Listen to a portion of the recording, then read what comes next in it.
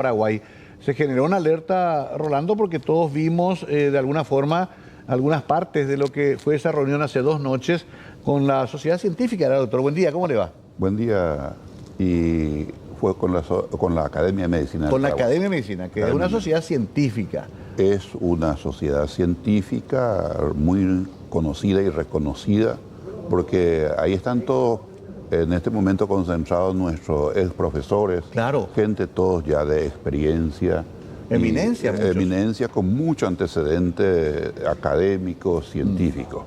Bueno, Rolando, para poner en contexto, ¿vos te acordás lo que dijo Mora? ¿Tenemos lo que dijo Mora? Tenemos lo que dijo Mora porque de alguna manera fue también la detonante de lo que se vino hablando en las últimas horas, porque estaba acompañando este panel de debate y estaba viendo la reacción que generó sus declaraciones. ¿Sí? Y vamos a compartir una parte al menos de lo que él había mencionado durante este encuentro.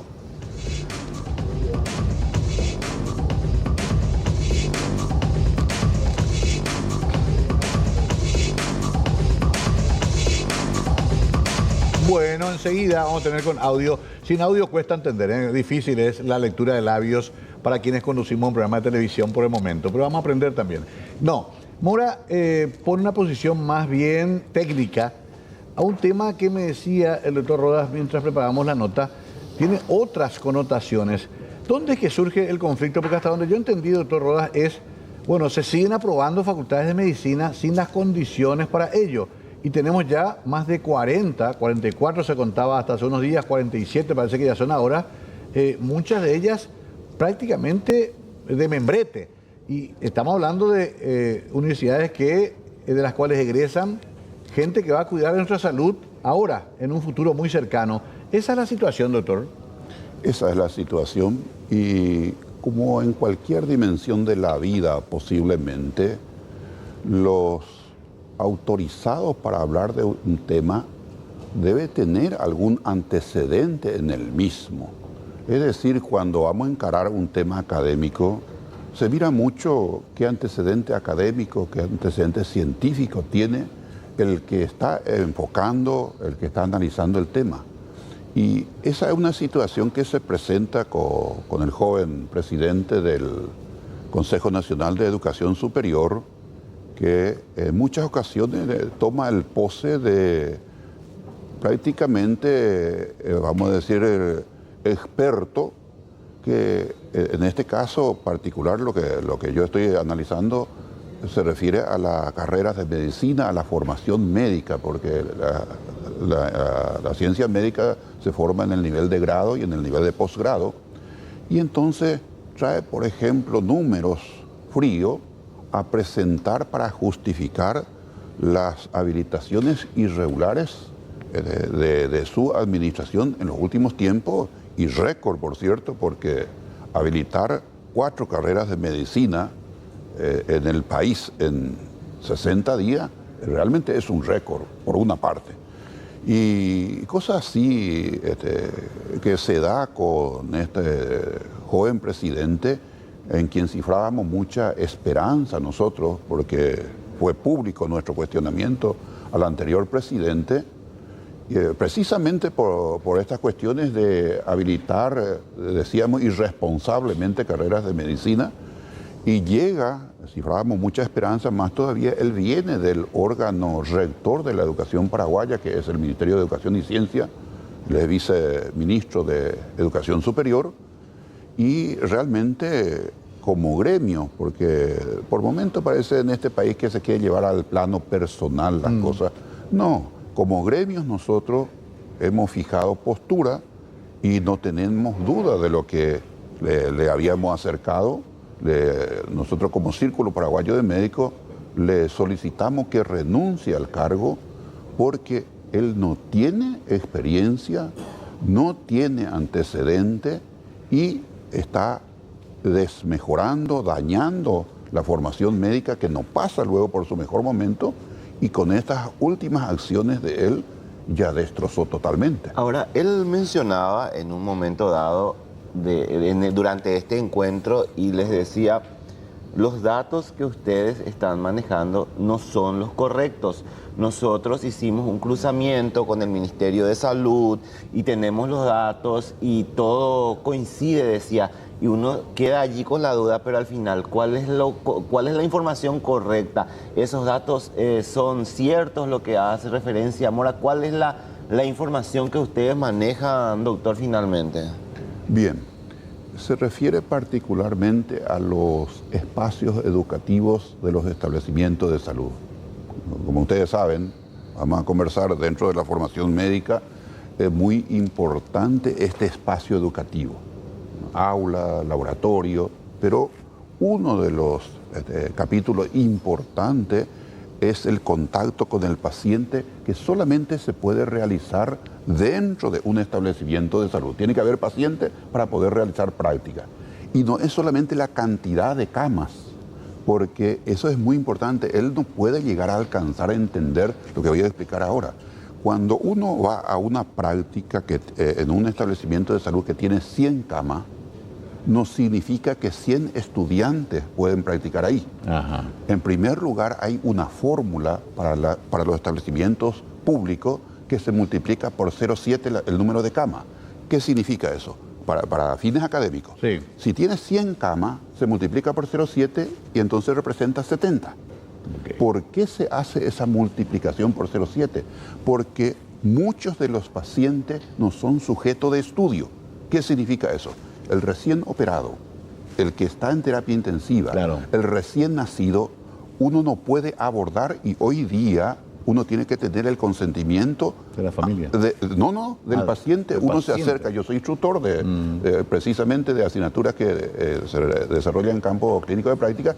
Yo me voy primero a conversar con el paciente y pedirle si es que podemos ir a conversar con un grupo de estudiantes con él, porque le vamos a entrevistar y le vamos a examinar físicamente. Es de alguna manera una molestia, no en el sentido literal de molestia, pero un tiempo que le ocupamos. ¿Y qué se da en estas condiciones? Él saca números fríos, no puede tener estos criterios, y hoy día se agrega a esto que acabo de decir lo que se llama cohabitación de carreras, de 2 o más carreras de medicina. Es decir, en el mismo establecimiento de salud no solamente se proyecta una carrera. Por ejemplo, nosotros denunciamos que habían 7 carreras supuestamente practicando en un establecimiento de salud. Vale decir de que ese cálculo inicial que acabo de señalarle, hay que sumar de que ese paciente recibe a un grupo de estudiantes a las 7 de la mañana, dura más o menos la actividad por 2 horas, y llega otro grupo a las 9 de la mañana, a las 11 de la mañana. Es un fastidio. Es claro, decir, de una incomodidad inicial claro, sostenible, pasa a un fastidio para el paciente. Yo, el tercero que viene a practicar conmigo, le digo, hermano, basta, quiero descansar un poco, ¿no? O sea, entiendo la exigencia, pero no puedo estar siendo sometido 3 veces en una mañana a un practicante, Sí, ¿no? Mario, y precisamente Con mucho respeto, ¿verdad? Usted no va a un lugar público, usted va a un lugar privado. También son campos de práctica los establecimientos privados, y se multiplica por 0,3. ¿Qué significa eso? Que si tiene 100 camas el establecimiento de salud, vamos a poner un nombre de un sanatorio muy conocido de la capital. Sí. Tiene 100 camas, se multiplica por 0,3, porque de 100 camas que tiene, solamente ya se considera espacio educativo, espacio para práctica, solamente 30 camas. Y de eso hay que ver, porque en los servicios privados los pacientes son más exigentes porque paga, y no todos acceden. Es decir, cuando uno presenta, como el caso que suele desarrollar el presidente del CONE, presenta unos números fríos, imagínense lo que viene a decir, porque yo me siento parte de los que trabajan en este tema hace muchos años. Él viene a comentar, ¿no? O viene con la gran información de que el informe del año 2020 del doctor Masoleni estaba errado, porque cuando eso Masoleni le dijo al presidente del CONE, señor presidente, no habiliten más carreras, con otra redacción mejor, por supuesto, claro, no habiliten más carreras de medicina, porque en las dependencias del Ministerio de Salud ya no hay espacio para nuevos estudiantes. Y explica de que se hizo un relevamiento de todas las regiones sanitarias del país, bastante bien sustentado. Él viene, el presidente actual, y esa investigación, él investiga y encuentra que su conclusión fue errada. Una investigación bastante errada. No es que haya ido él a hacer una nueva investigación en el campo, sino que toma el papel, corrige y da un resultado y nos entrega a nosotros que trabajamos diariamente en ese tema como un resultado y es más, nos acusa de que estamos desactualizados con la información que él nos trae. Es sui generis y por momento hasta medio cómico. No están acostumbrados a trabajar con datos, dijo Sí. él durante su exposición, y eso No. le genera rechazo. Mencionó en una parte de su exposición. y- Él casi lo plantea como un choque generacional, doctor. Él plantea de esa manera, sin embargo, los médicos, los 100 médicos que estuvimos allí, expresado a través de un colega muy respetado, le dijo, por supuesto mejor redactado, usted no entiende lo que dice, porque nos estaba explicando, imagínense, se pone en pose de catedrático y nos da una clase expositiva magistral sobre campos clínicos de práctica y nosotros somos los que trabajamos y conocemos todas las vicisitudes diarias. Claro. Por ejemplo, doctor, te escuché ayer diciendo en un medio, se confunde hasta el lugar físico. Por ejemplo, una unidad de salud familiar no es un lugar de práctica para un estudiante, o sí lo es. Es un lugar de práctica para asignaturas que pueden, vamos a decir, como salud pública, Claro.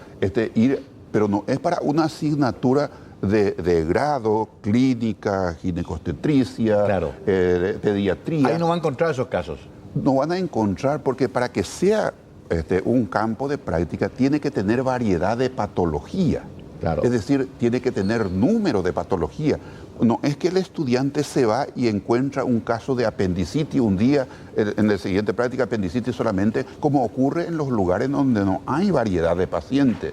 Y la práctica formativa que realiza el estudiante, estamos hablando de nivel de grado, en ese momento tiene unidades didácticas que tiene que ir desarrollando diferentes patologías. Debe ver bocio, debe ver un caso de peritonitis, debe ver varices. Es decir, a eso le llamamos nosotros variedad de patología que demanda la estructura curricular, porque uno va desarrollando en aula lo que se llama orientación cognitiva y después lleva la práctica en los establecimientos de salud. Estaba mirando el comunicado y quería aprovechar para consultarte. En una parte hace referencia que en los últimos 2 meses se dieron habilitaciones de por lo menos, no sé cuánto, 4 creo que hacía referencia.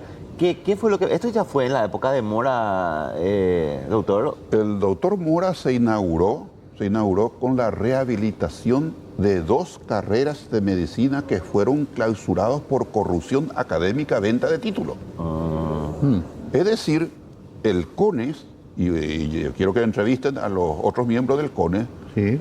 habían tomado la determinación de clausurar luego de una larga, vamos a decir, una intervención que hicieron dentro de las carreras y terminó en la clausura. Y cuando vino Mora, llega con la gran novedad, siempre él trae información novedosa, y con la gran novedad de que el plan de mejora que habían recomendado en ese momento los interventores y las carreras ya cumplieron. Es decir, dentro de las evaluaciones en educación superior, hoy día, cuando se evalúa una carrera, en este caso, y se encuentra debilidades, hay unas recomendaciones denominadas plan de mejora. Es decir, debe aumentar el número de docentes, en fin, con nivel de masterado. Entonces, cumple, esa era la debilidad, y el plan de mejora cumple. Él viene con la gran novedad de que encontró que no fue observado, así como encontró en el ministerio que no fue observado un resultado, y entonces, en este caso, encontró que no fue, ya cumplieron plenamente las carreras y el plan de mejora y que no fue observado, y entonces automáticamente él lo rehabilita. ¿A quién rehabilita?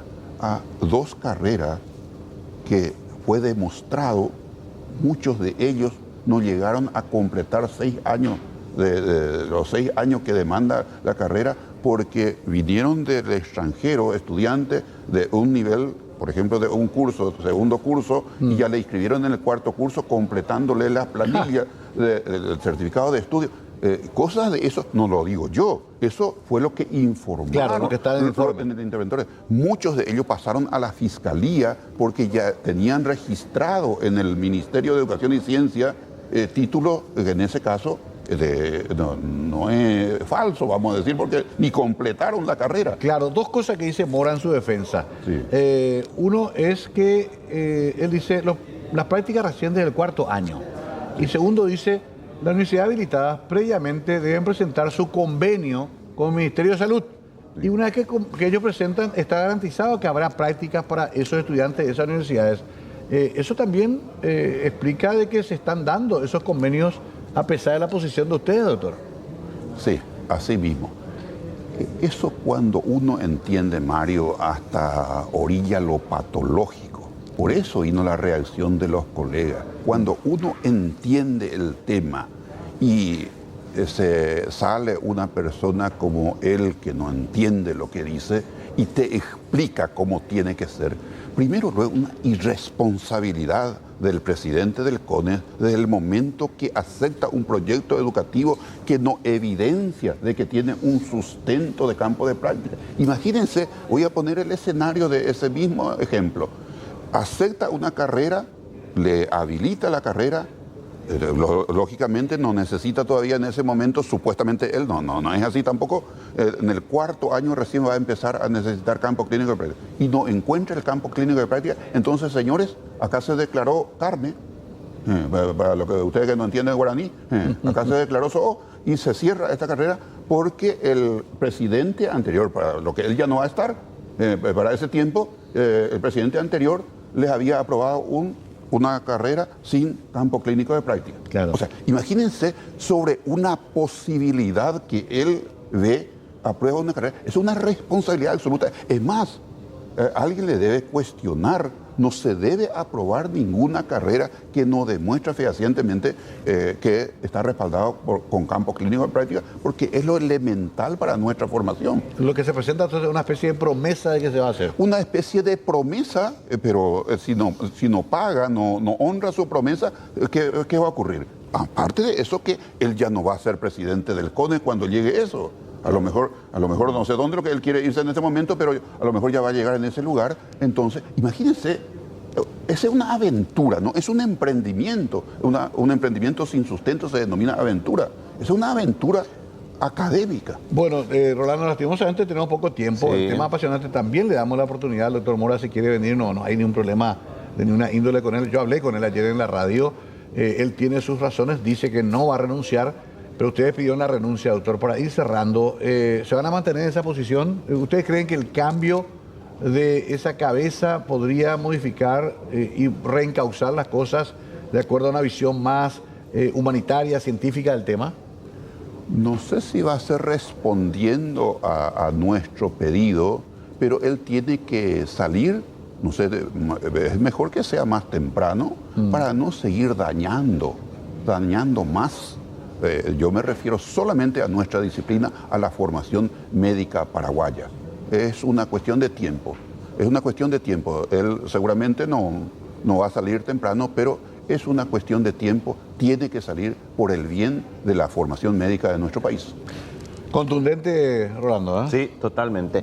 Y sin lugar a dudas se va a seguir hablando de este tema porque grandes referentes sentaron postura y se mantienen en eso. Entonces va a ser un tema que vamos a seguir hablando sin lugar a dudas. Coste que nos entramos con el doctor Rodas en otro tema más espinoso todavía que mencionaba el doctor Alfredo Boxia en esa misma reunión, de la vinculación de algunas universidades con el lavado de dinero. Y el narcotráfico. Gravísimo, el narcotráfico.